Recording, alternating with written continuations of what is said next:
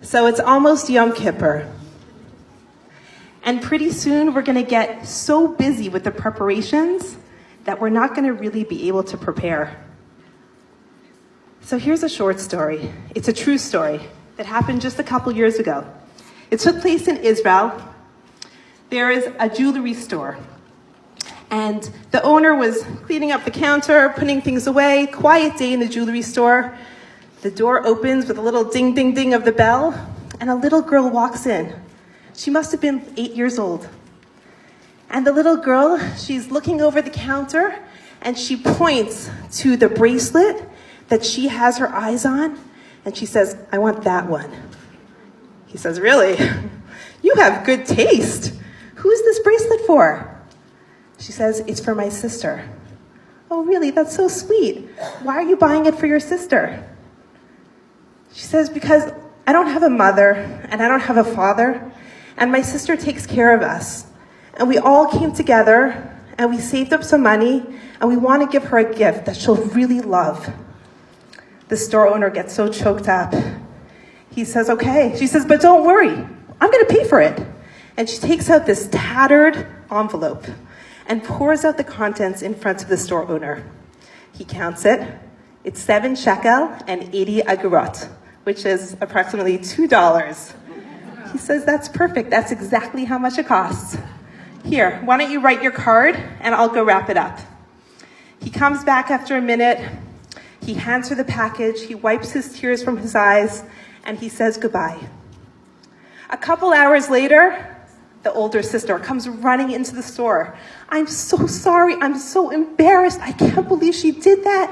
He says, "What? Did what?" There must be a mistake. My sister brought me this bracelet. It's like thousands of dollars. I forgot to tell you, the bracelet that she chose cost $4,000. She had good taste. She says, "There's no way my sister could have bought this." He says, "No, she paid in full." She says, "What do you mean? This is thousands of dollars. My sister barely had a few dollars." The store owner says, "Many years ago, my wife passed away. And every day I come into the store and people come and they buy jewelry for the people they love. But the people that come to buy jewelry, they have money. They have the means to buy it. It's not such a sacrifice for them. They put their card on the table, I swipe it, and off they go.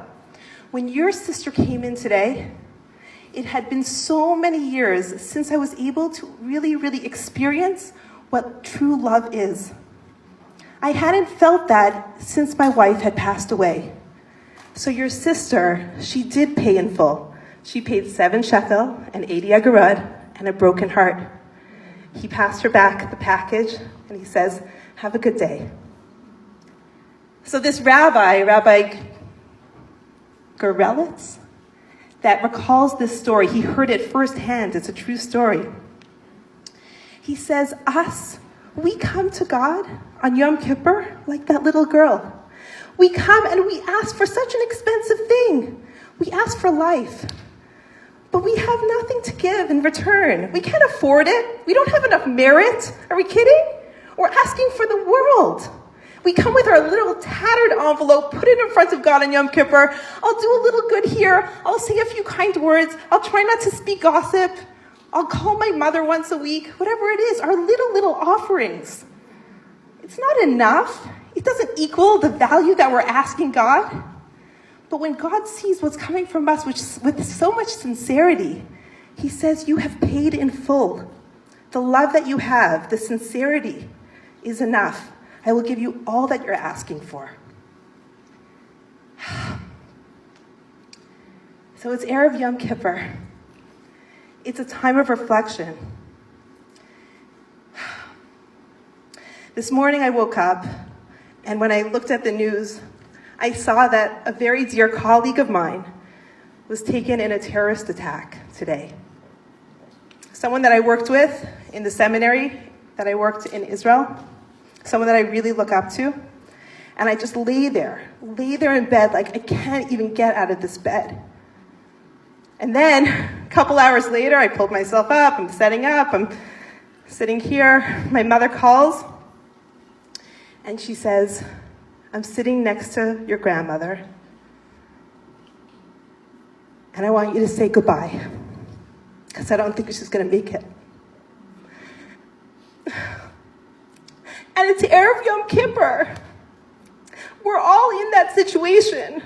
We all don't know whether we're going to make it. That's the reality. We could pretend it's all great, but the reality is none of us know what our fate holds for the coming year.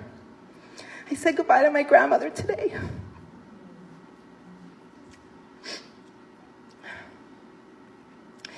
So, there's no one I'd rather be with right now than all of you guys. Because women are power. Women have so much strength. The power of a prayer, the power of a amen, the power of just a pure heart.